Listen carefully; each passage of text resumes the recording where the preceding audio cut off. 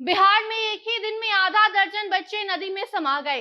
गांव वाले देखते रह गए और कोई कुछ नहीं कर पाया। बिहार के समस्तीपुर, सहरसा, बांका से 5 बच्चों के डूब जाने की खबर ने चारों तरफ हड़कंप मचा दिया है। एक दिन में आधा दर्जन बच्चे नदी में समा जाते हैं और कोई इसको लेकर कुछ एक्शन नहीं लेता है।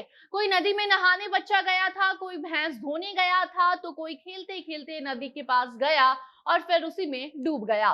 गांव में कोहराम मचा हुआ है, परिजनों का रो रो कर बुरा हाल है। अभी भी बच्चों को ढूंढने की कोशिश की जा रही है, तो वहीं कुछ को ढूंढकर अस्पताल पहुंचाया गया।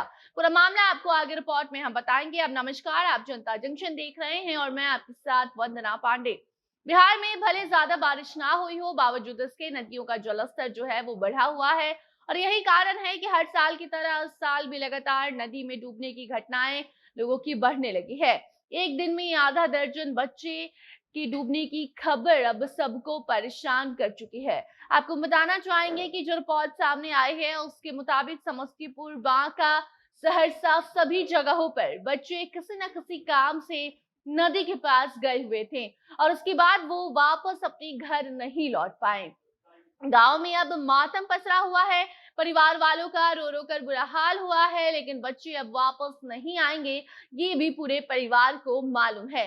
किसी के शव को पोस्टमार्टम के लिए भेजा जा रहा है, तो कभी बच्चे को अभी भी कुछ बच्चे ऐसे हैं जिन्हें ढूंढने की कोशिश की जा रही है, क्योंकि वो डूबने के बाद मिले नहीं है। बांका के बलियास वितरणी नहर की अगर हम बात करें, तो वहां बने गड्ढे में एक 12 साल का बच्चा मोहम्मद गाजी का पुत्र गुलाम ख्वाजा बताया जा रहा है। वो अपने दोस्तों के साथ नहर में जेसीबी के द्वारा खोदे गए गड्ढे में गया था वहां पर खेलने और वहीं पर वो पानी में नहाने के दौरान डूब जाता है। गहरे पानी में वो गिरा और उसके बाद उसकी जिंदगी वहीं पर खत्म हो गई।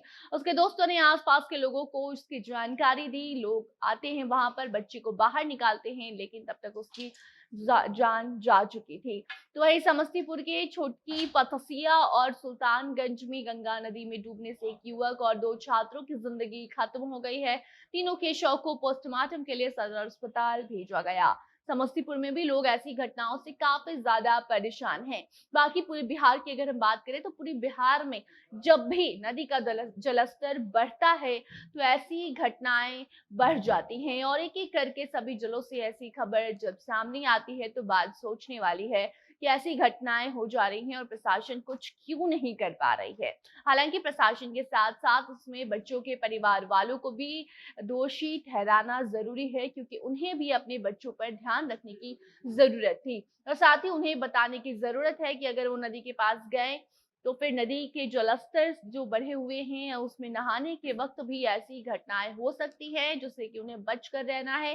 बाकी आपको बता दें कि ऐसा मामला बांका से भी सामने आया है, जहां 12 साल के बच्चे की मौत नदी में डूबने से हुई है। सहरसा में भी ठीक ऐसा ही मामला सामने आया है। वहीं बूढ़ी गंडक नदी में भी एक छात्र डूब गया है, जिसकी तलाशी अभी भी जारी है।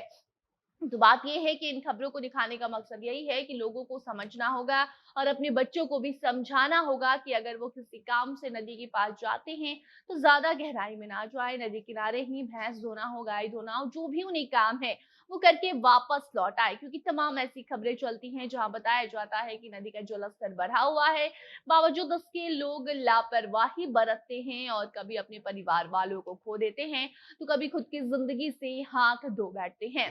तो अब ऐसे मामलों को देखने के बाद लोगों को समझने और परिवार वालों को समझाने की जरूरत है। गांव में भी बड़े स्तर पर लोगों को जागरूक करने की आवश्यकता है, ताकि ये ऐसी घटनाएं ना हो।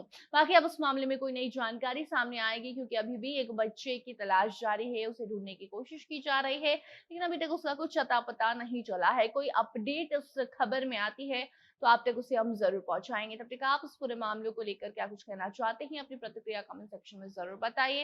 वीडियो को शेयर कीजिए और बाकी खबरों के लिए बने रहे जनता जंक्शन के साथ। कैमरे के पीछे थे विशाल और मैं थी आपके साथ वंदना। धन्यवाद।